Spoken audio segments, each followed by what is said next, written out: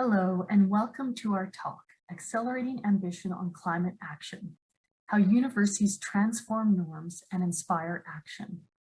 We are coming to you today from the University of Calgary, situated in Calgary, Alberta, Canada.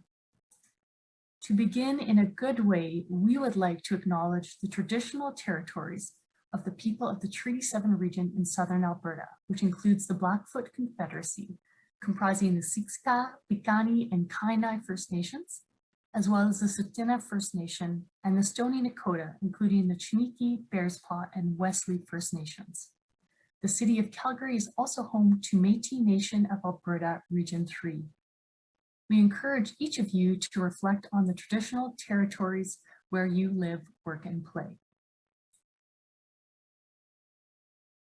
The session today will feature Joanne Perdue, who is the Associate Vice President of Sustainability at the University of Calgary, Dr. Jewel Bergerson, who is an Associate Professor in the Schulich School of Engineering at the University of Calgary, and myself, Rochelle Haddock. I'm the Manager of Partnerships and Engagement in the Office of Sustainability at the University of Calgary. Our session today will start with Joanne Perdue providing some context on the need for transformative change on our campuses and within our broader communities. She will also provide an overview of our institutional sustainability strategy and the McKimmie redevelopment project. Next, Dr. Bergerson will provide an overview of curriculum integrated experiential learning and sustainability. And then I will provide an overview of our campus as a learning lab initiative. We will close out with a mini panel discussion, and then we will head to our live question and answer session, and we hope to see all of you there. I will now pass it to Joanne Perdue, Associate Vice President at University of Calgary.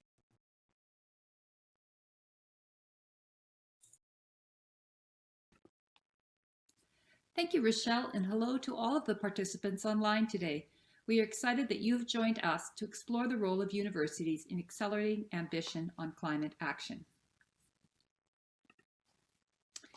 Universities have long recognized their important role in advancing research, education, and engagement for sustainability, including climate action, this in concert with modeling sustainable practices within their operations. Yet despite our efforts, pledges, and commitments to actions, many of which date back to the 1990s Terroirs Declaration, global CO2 emissions have continued to rise and biodiversity loss is now at the scale of the 6th mass extinction. Despite over 2 decades of university leadership, there remains an enormous gap between what the science tells us about our current state and trajectory and what our campuses and communities and industries are on track to achieve. Conceptually, we understand that transformative change is needed, but are we clear on the pathway to transformative change?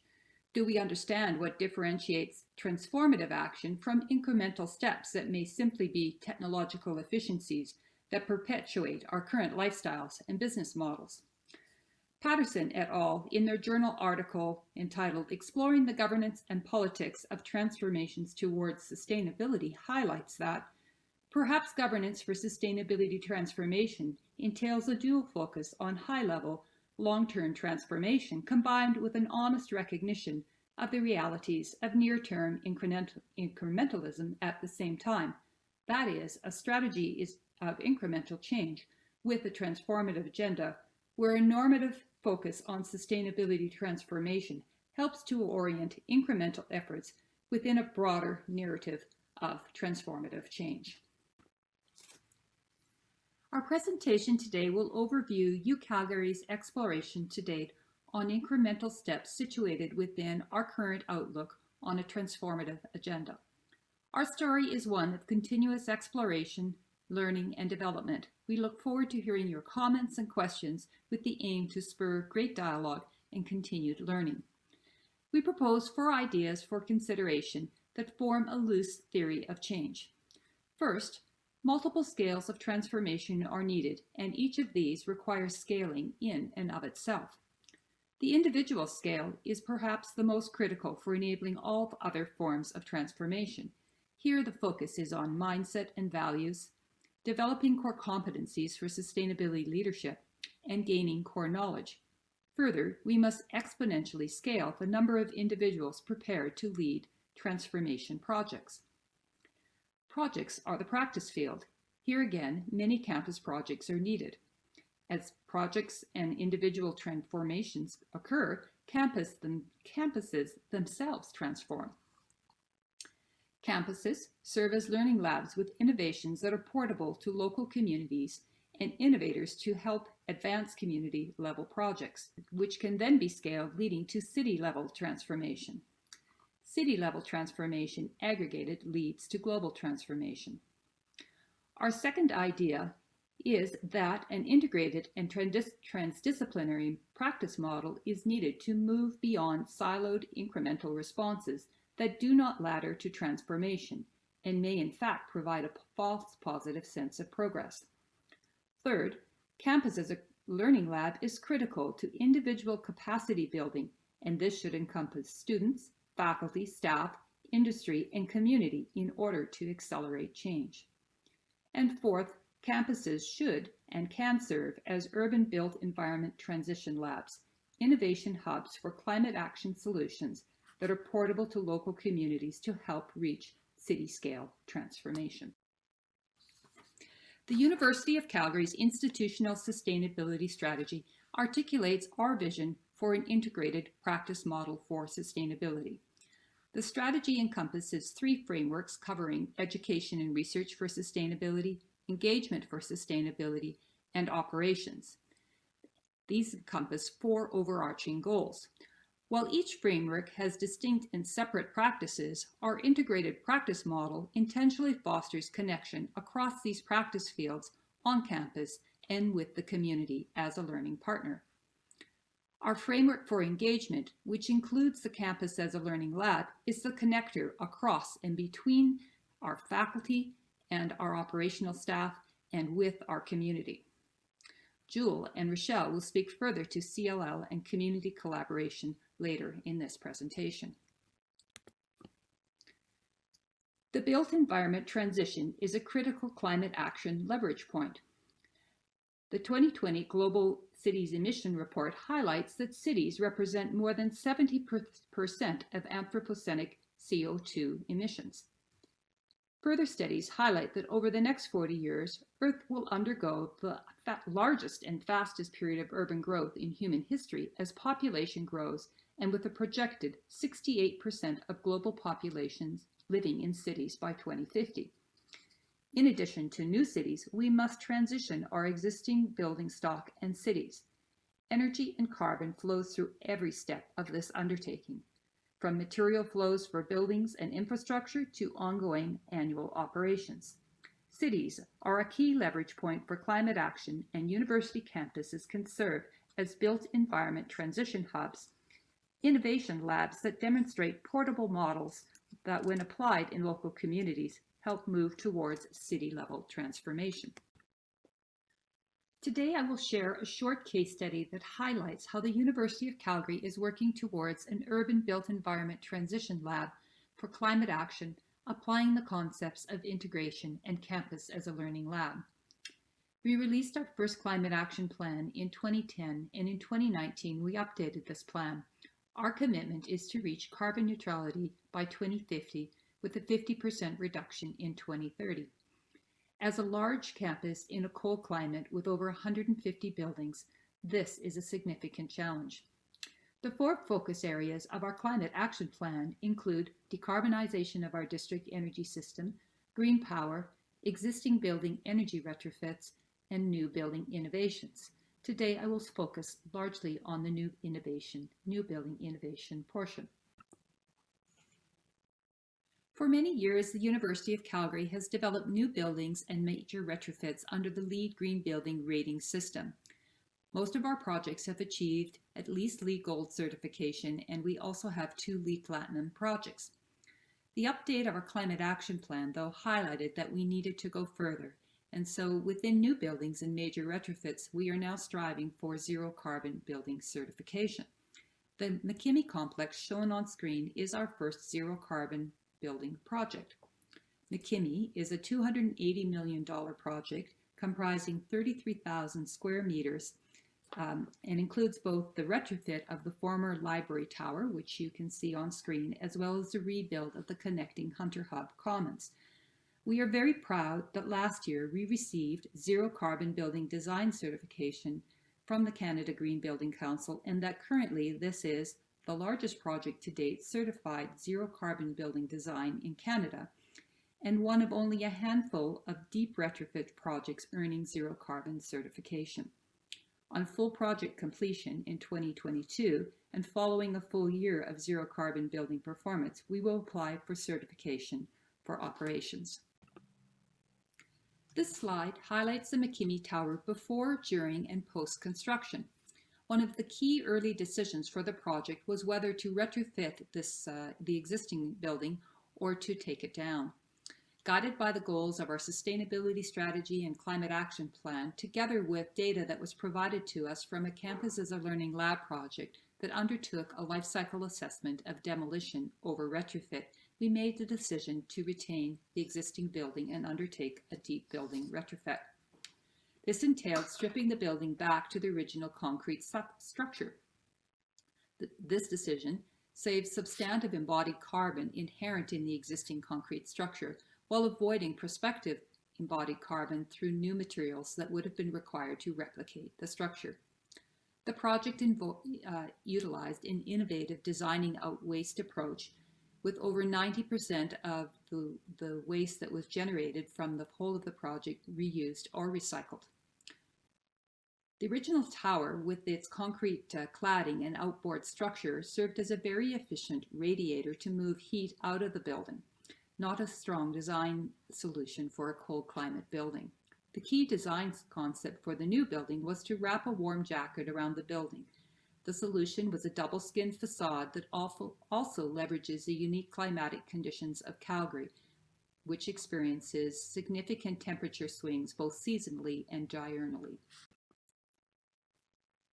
The double-skin envelope includes active and passive heating and cooling, as well as an active solar shade system located in the envelope cavity between the inner and the outer facades. Through this, we manage building comfort. Right, pictured on the right, you can see a worker who is inside of that double skin envelope and commissioning the blind system. As the sun moves around the building, you can watch the active facade adjust to manage indoor comfort. You can see this on the picture on the left, where a series of the window banks are open. The building is highly instrumented, which allows us to track and study the results. We are monitoring performance, and the outcomes are exciting. The advanced analytics is providing rich opportunities for ongoing Campus as a Learning Lab projects. Shown here is a rendering of the full complex. The lower building on the right is currently under construction, and the tower is of course completed. On completion, the project will produce over 700 megawatt hours of electricity through photovoltaic arrays. Throughout this project and in the ongoing operations, we have formed partnerships for Campus as a Learning Lab projects. These include a diversity of LCA assessments on material choices, design for optimization of the photovoltaics, and ongoing performance analysis research is also being undertaken. The predicted level of the McKimmie project is outstanding. This slide provides a comparison of historical averages to predicted performance. In total, despite an 8.5% increase in building area, the project is on track for an 89% reduction. Projects like McKimmie demonstrate the importance of deep retrofits over new builds and how these can help in decarbonizing our cities. And we are broadly engaging with industry and with our local community to share this story and inspires others to choose retrofits, deep retrofits in particular, over new builds.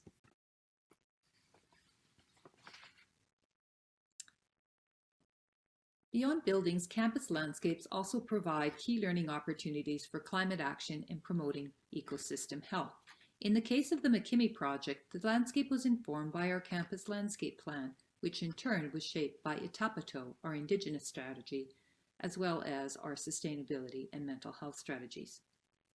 In the spirit of walking parallel paths that reflect Indigenous and settlers' view, the campus landscape plan was developed through an extensive consultation process with Indigenous elders and various campus communities.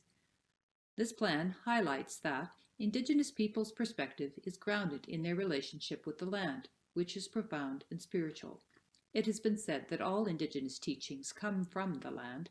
The settler's perspective speaks to the university's desire to sit respectfully on the land and create a welcoming and sustainable campus environment for generations to come. The consultation approach with the elders representing the diverse Indigenous nations of the Calgary region demonstrates yet another dimension of how the campus can serve as a learning lab and community connector. The McKimmie landscape is a welcoming place for our Indigenous students, faculty, staff, and visitors.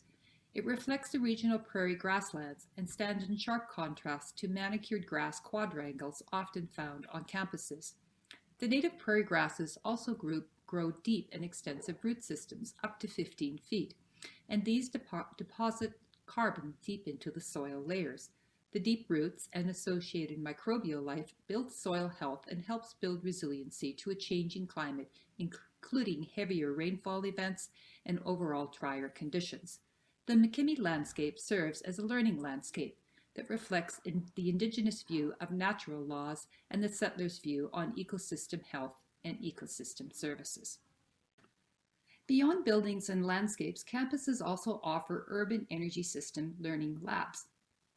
To reach our carbon neutrality goals by 2050, we will need to decarbonize our main campus district energy system. This is a large-scale, multi-year and complex project, one that will result in over 80,000 tons of annual greenhouse gas emission reductions. This year, we will undertake a feasibility study for this project in partnership with the City of Calgary and other urban district energy system operators. Additionally, we will engage with our students and faculty for related campus as a learning lab projects. As many cities are served by district energy system, this presents yet another opportunity for the campus to serve as a catalyst for the urban energy system transformation. Our McKimmie project has provided many opportunities for our students to engage in campus as a learning lab project, and it has helped to build essential capacity. Our operational staff and campus community have learned from this project, and we are sharing what we have learned broadly with the external community. In closing, ultimately, all of our campuses and cities need to realize transformative climate action. This diagram is a good reminder that transformative change is not a single grand event. Rather, it is a process over time, with multiple scales and dimensions, and realized through incremental steps grounded in a transformative agenda. I'm now going to turn over to Dr. Jewel Bergeson for the next portion of the presentation. Jewel has been a long-term participant in Campus as a Learning Lab, and I'm confident that you will be inspired by her presentation. Thank you. Thanks very much, Joanne. My name is Jewel Bergeson, and I am the Associate Professor in Chemical and Petroleum Engineering and the Canada Research Chair in Energy Technology Assessment at the University of Calgary. And my research group is the Energy Technology Assessment Research Group. And so we conduct systems level analysis in order to actually inform decision making when it comes to different technologies.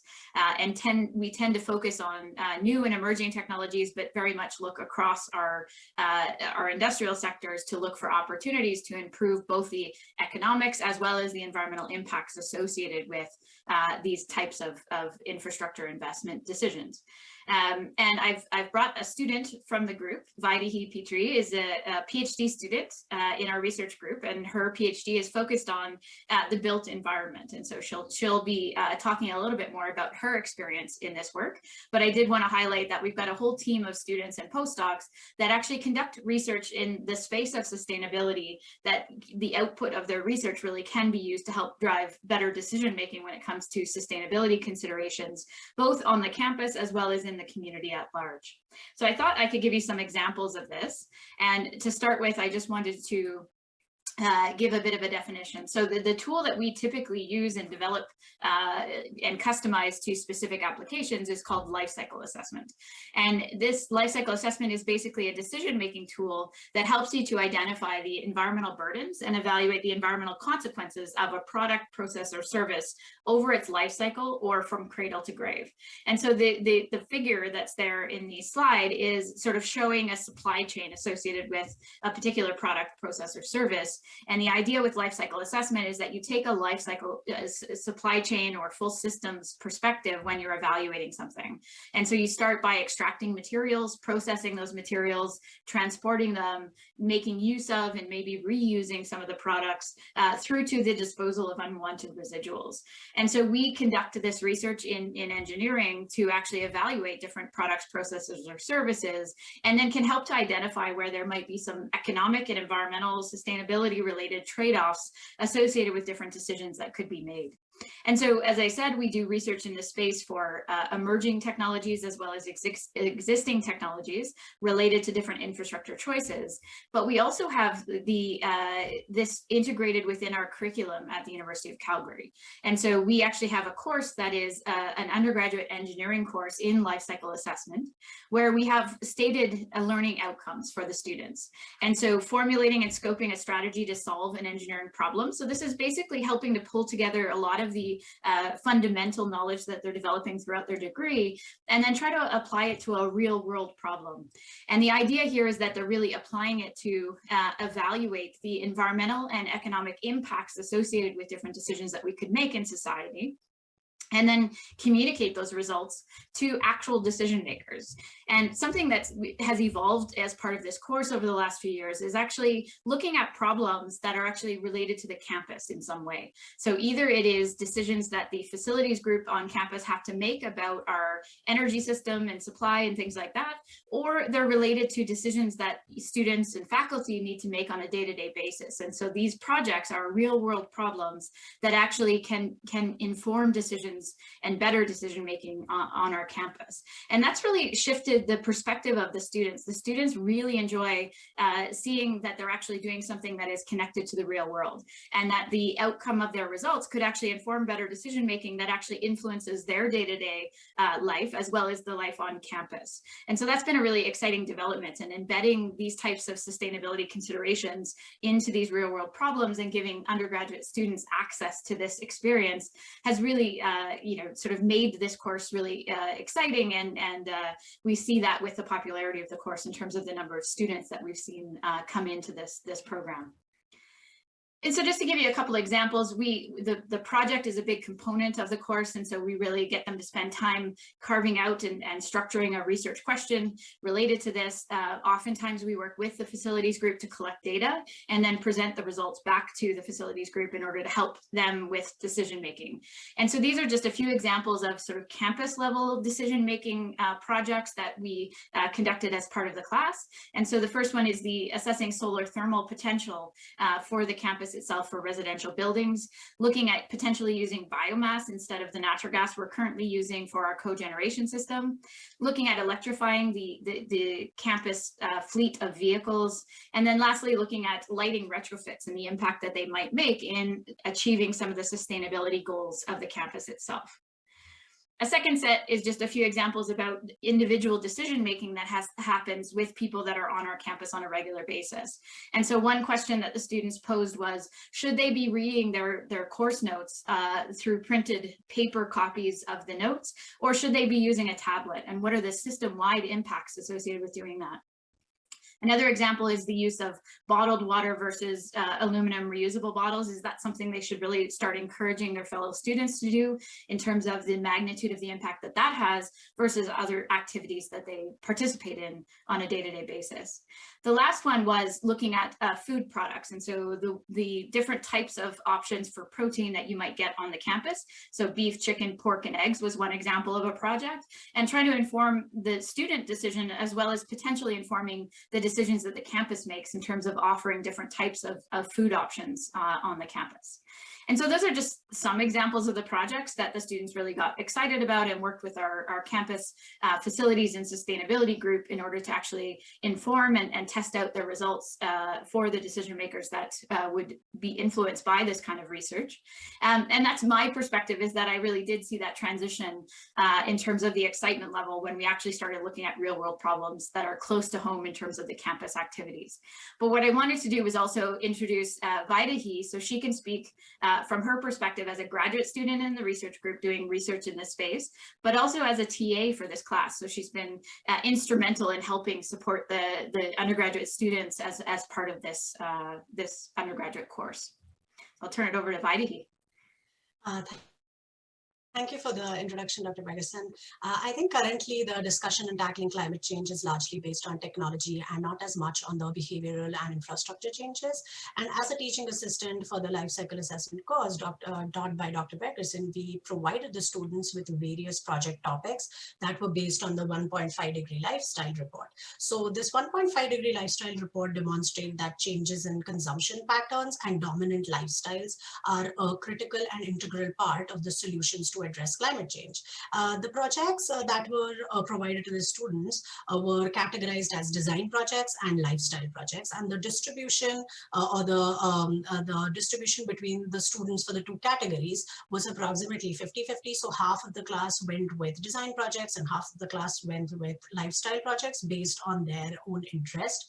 And some of the examples that for the design projects included passive houses versus conventional residential houses, and internal combustion engine vehicles versus electrical vehicles. On the other hand, some interesting lifestyle projects that students were fascinated with were assessing the carbon footprint of sports events organized by the University of Calgary, and how the carbon footprint of these events can be reduced. And some students also analyzed the role of compostable tableware in food service and waste management at the University of Calgary. And all these projects utilize the life cycle assessment tool to evaluate the environmental impacts. And the students working on these topics that I mentioned earlier, for example, the sporting events or the compostable tableware, worked closely with the Office of Sustainability at the University of Calgary to gather real-time data for their analysis. This gave students the opportunity to understand what impacts,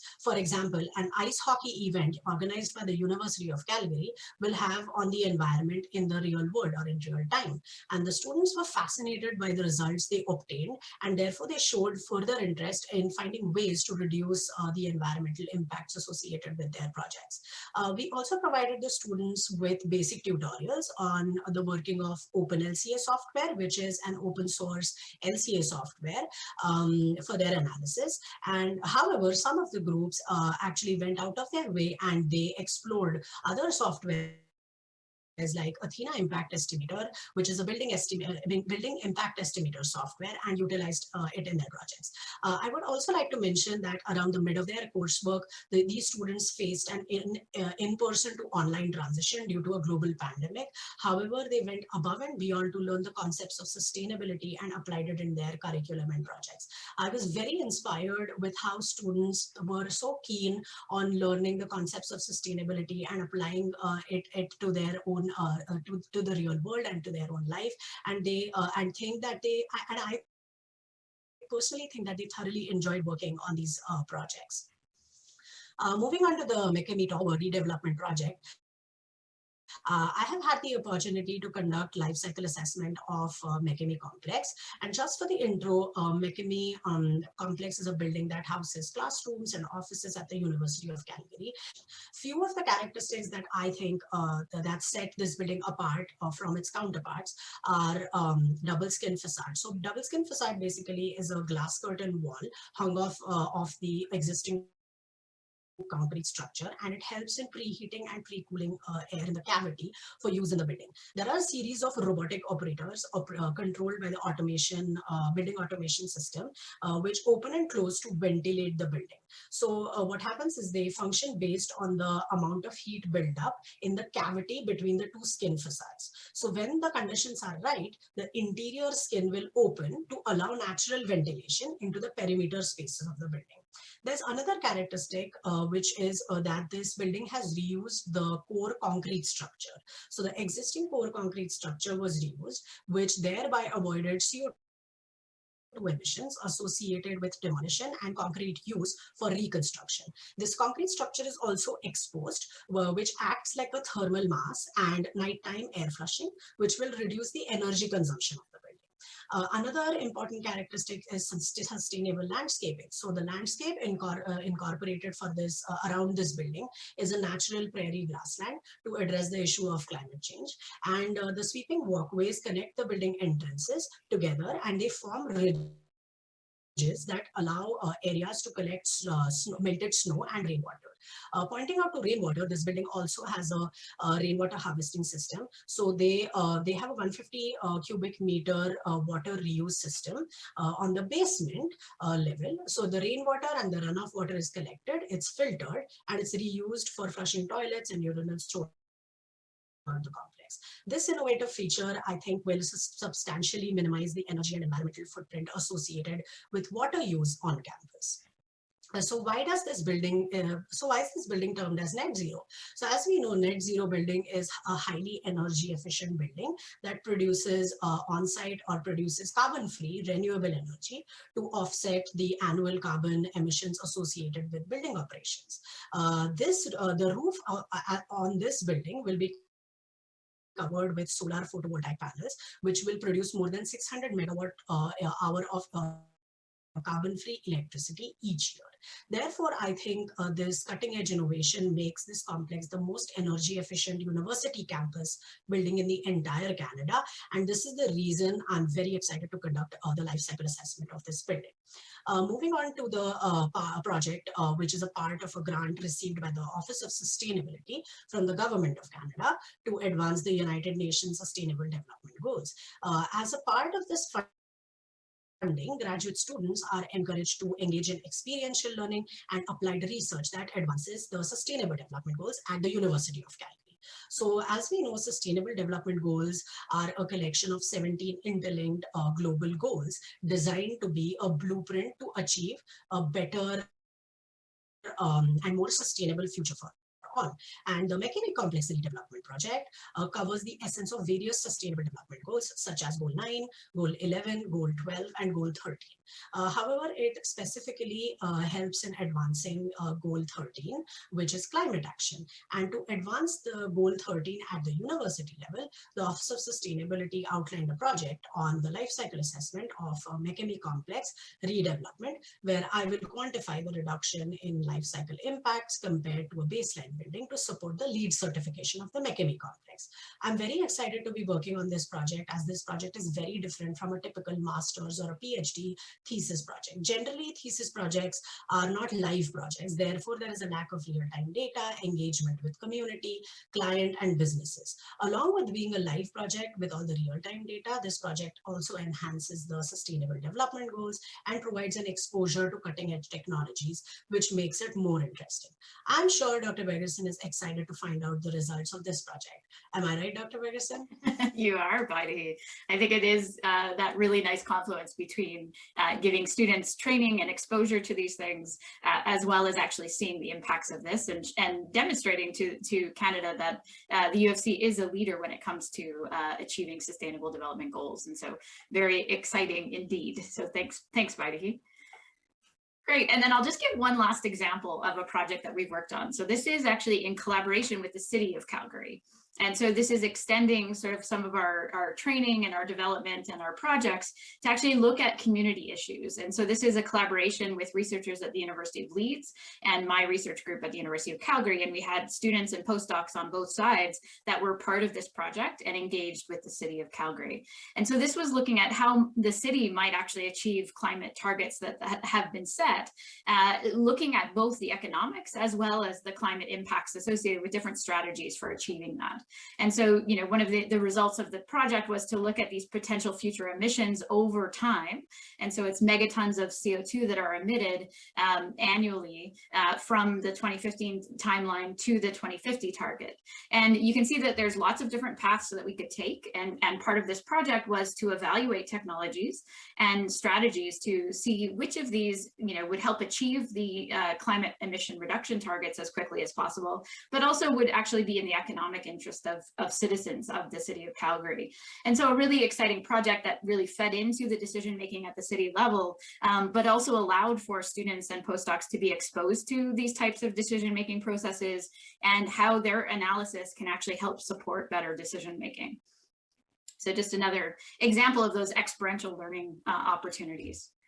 And just to sum up our work then, there are opportunities for advancing sustainability on campus, and there's a role to play both from a faculty level as well as undergraduate and graduate students.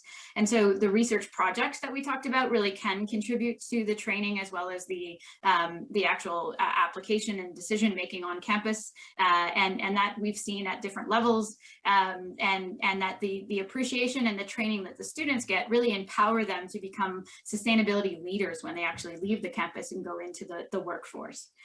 Through the integration of sustainability concepts within courses like the engineering LCA class, we're able to actually get those skill sets and that awareness built very early in the education process. And then this community engagement, that actually dealing with and listening to the community about some of the challenges and questions that they have, and integrating our research into that type of dialogue really can be a win-win situation in terms of advancing the sustainability goals of both the campus, our research projects, as well as the community at large. So with that, I thank you for your attention, and I'll pass it back to Rochelle, who's going to talk about some additional experiential learning and sustainability activities on our campus. Thank you. Thank you, Jewel. I will focus my comments on experiential learning, or EL, on our campus and how this informs our approach to advancing sustainability. The University of Calgary greatly values experiential learning and is making learning by doing a cornerstone of the University of Calgary experience. We are proud to have an Office of Experiential Learning to support this goal. Beginning in 2018, a group of educational leaders in experiential learning came together to contribute to the creation of an experiential learning framework. I was fortunate to be a member of this working group, and one of our tasks was to create a definition of experiential learning for the University of Calgary. Experiential learning is learning by doing that bridges knowledge and experience through critical reflection. EL activities are intentionally designed and assessed. As such, they empower learners to enhance individual and collaborative skills, such as complex problem solving, professional practice skills, and teamwork. Reflecting critically on these activities helps individuals develop higher order thinking to challenge and advance their perspectives. The EL process prepares students to take on roles as active citizens and to thrive in an increasingly complex world. The literature conveys many of the specific benefits of experiential learning. I've pulled a sampling of the studies that were highlighted within our experiential learning framework to share with you. EL is associated with enhanced student engagement, increased career readiness after graduation, and an improved civic consciousness. Further benefits include increased academic, professional, and interpersonal skill development, enhanced personal learning habits, greater employability, and self-concept. And anecdotally, students really want to contribute, and experiential learning provides them a vehicle to do so. We were also tasked with categorizing the numerous types of experiential learning underway on our campus and within our community. This graphic, created by the Taylor Institute for Teaching and Learning, conveys these 5 categories. Co-curricular experiential learning activities are university-organized experiences occurring outside of the curriculum. This category includes things like competitions, hackathons, and supported volunteer experiences. Community engaged learning activities are designed in partnership with community organizations to address a community identified need. This category includes things like research projects developed in collaboration with a community organization or land-based education. Curriculum integrated EL includes a broad range of academic activities that empower learners to practice and enhance their disciplinary learning and skill development. Examples include case studies, creative performance and exhibits, and simulations. In research-based experiential learning, students develop essential skills and techniques and enhance their capacity for creativity, innovation, and discovery by leading or contributing to a research project. Work-integrated learning, or WIL, is a model and process of curricular experiential learning which integrates a student's academic studies in a workplace or practice setting. WIL includes the partnership of an academic institution, a host organization, and a student. Examples include capstone projects, consulting projects, and internships. There are numerous opportunities to weave advancing sustainability, including action on the climate and biodiversity crises, across all of these experiential learning categories I've described. I encourage you to consider who is engaged in experiential learning at your campus or institution, what types of experiential learning activities are underway, and what opportunities exist to link existing or potential experiential learning activities to accelerating action on the climate and biodiversity crises. I now wish to highlight one of the ways that the University of Calgary is advancing sustainability through experiential learning. Campus as a Learning Lab, or CLL, is an initiative focused on experiential learning and applied research opportunities with a sustainability focus on our campus. Now, university and college campuses are ideal labs for conducting sustainability research. First, most campuses are like small cities. They can exist over large tracts of land, they have one centralized decision-making body, and they have their own infrastructure, including buildings, roadways, power plants, etc., that can be used in and for research. Second, post-secondary institutions have a mandate to generate and disseminate knowledge. Faculty and students are subject matter experts in numerous fields relevant to sustainability, while campus operational partners have sustainability challenges and ideas ripe for research partnership. Third, post-secondary institutions can experiment with new approaches and ideas. They are not corporations that need to demonstrate a return on investment in the next financial quarter or year, should they embrace a new technology or new idea. Basically, they can tolerate longer payback periods. Finally, as post-secondary institutions strive to demonstrate their relevance within our broader communities, campuses provide a test bed for ideas that can then benefit communities, countries, and our planet. At the University of Calgary, our Office of Sustainability staff serve as bridge builders between the academy and campus operations. We are available to cultivate and support experiential learning and sustainability projects. At the heart of Campus as a Learning Lab is the aim to develop the next generation of sustainability leaders through developing competencies, including anticipatory thinking and long-term foresightedness, empathy and understanding of different worldviews and relationships, capacities for stakeholder engagement and group collaboration, action-oriented leadership skills and change agency skills, critical thinking and decision-making capacity within complexity, and systems thinking and an understanding of connectiveness. We are proud to share that our Campus as a Learning Lab program has experienced growth over the past 5 years, with over 775 students having participated in a CLL project in the 2019 to 2020 academic year. Now, this past academic year has certainly seen a decline in our numbers, owing to the challenges posed by the dramatic shift to virtual learning to combat the spread of COVID-19. Although our numbers have declined in the last year, we have learned a great deal about how to best support experiential learning in a virtual environment. Moving on now to an example that highlights how we advance sustainability through a co-curricular experiential learning project on our campus. I would like to highlight the Calgary Interprofessional Challenge, or CIC. The CIC engages university students across disciplines in a novel 44-hour hackathon based on faculty and peer-to-peer interprofessional education.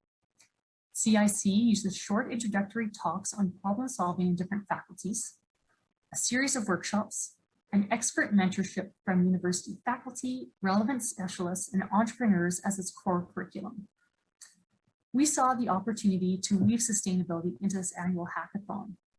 In 2018, the CIC used the campus as a learning lab as students were issued the challenge: how to best design a sustainably healthy learning environment with the inspiration of the McKinney block, which is part of the McKinney redevelopment project. This image depicts some of the student participants from that year. The CIC model can be replicated at other campuses to advance sustainability while cultivating interprofessional and sustainability practice competencies. We have written a paper in the Journal of Sustainability Education on the CIC if any of you want to learn more. To close out my segment, I wish to share some personal reflections on how to scale experiential learning for sustainability to realize transformative change on our campuses and beyond. First and foremost, find faculty, staff, and student champions on your campus or at your institution and support them in doing their work. Consider leveraging existing courses that include experiential learning in a meaningful way. We've had great success on our campus in partnering with our engineering capstone courses and also our MBA capstone course, for example. Weave sustainability into ongoing co-curricular programming that is taking place on your campus or at your institution. The Calgary Interprofessional Challenge example I provided is a really powerful example of how one could do that. Campuses and learning lab projects and experiential learning and sustainability projects inevitably need access to data. So it's important to create clear processes to provide access to data. This will keep faculty, students, and the staff who are providing that data happy. In a similar vein, it's really important to develop good project management tools with your end user in mind.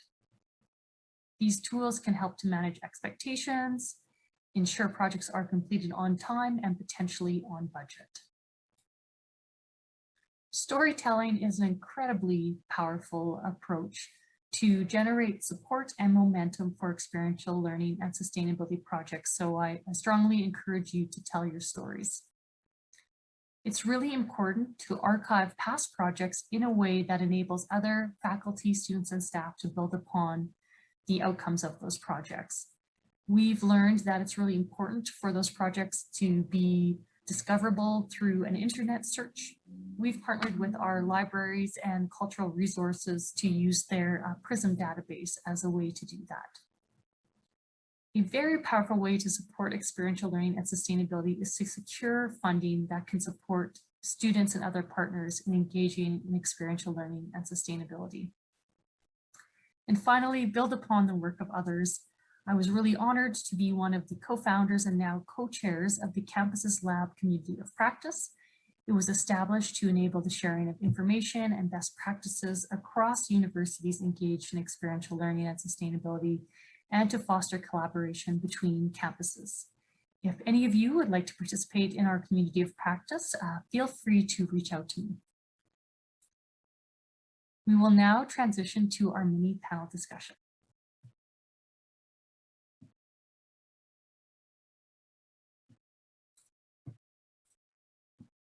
Well, welcome to our mini panel discussion. We're looking to generate the feel of being together at a conference, and we have about 10 minutes to engage in conversation between the three of us. To get things started, I'd like to pitch the question, what are some of the barriers you have faced, and what steps have you taken to overcome them? And before we launch into our responses, I want to say to anyone watching, we'd love to hear your comments in the live chat feature, so feel free to share those as we go along, and we can continue this discussion in our live Q&A. So I will pass it to Joanne to kick things off. Yeah, so thank you, Rochelle. Certainly in the context of projects, I think probably the first barrier I'm going to mention is probably common to many institutions, and that it comes down to financing of these types of projects. And I would say, for publicly funded universities, this is always a challenge in terms of how we secure the funding for doing very large projects to decarbonize our campuses. We've had success through taking, I'm going to say, allocated funds for a project, and then leveraging different kinds of grant opportunities from this, and also looking at how we ladder grants. So maybe we can get, I'm going to say, take and double our money through one grant opportunity, but then if we can pair that with a few other grant opportunities, we often find that that laddering approach is allowed.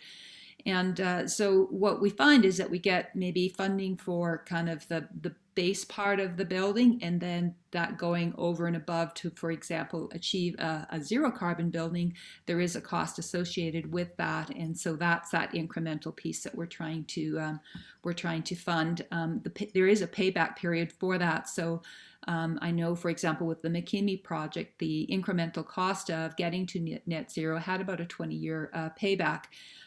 What I would say, one of the challenges we find is, for example, the amount of, say, the size of the photovoltaic array that we want to put on the project. We have to be flexible with that, in the sense that we can only put on, we may have to do that incrementally. So, for example, initially we may have enough funding to put I'm going to say 50% of our desired amount on, and then coming back later as we get more funding to be able to put more on. So some flexibility and some innovation in thinking about how we fund is really important.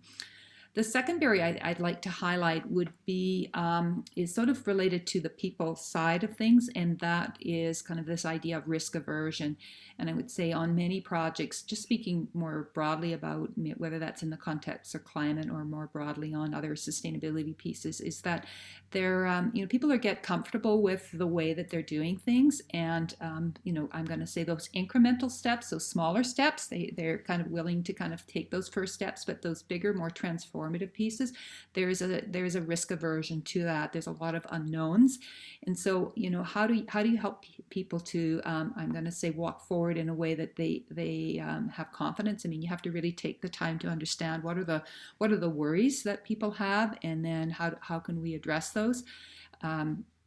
We do a lot of work with capacity building, so making sure that people have good information and maybe a broader perspective than they would otherwise have or traditionally have had in their roles, connecting them with peers and other organizations that have maybe done similar kinds of projects, and starting small, getting successes in order to build confidence. What I would say is kind of getting to these bigger, kind of more transformational projects. To me, if I think back on kind of this very successful, really transformational projects that I've been part of, it kind of starts from a different place, and that's really looking at kind of the mindset that you go into the project with. And I was thinking about this idea of setting really big, audacious goals, about goals that will really stretch us in a project, and things that kind of will so goals that will stretch us, and this idea then of thinking about the why. Why is that goal really important, and how do we make a personal connection to that, and then structuring the project team in a way that everybody's contribution matters and everybody's voice is heard.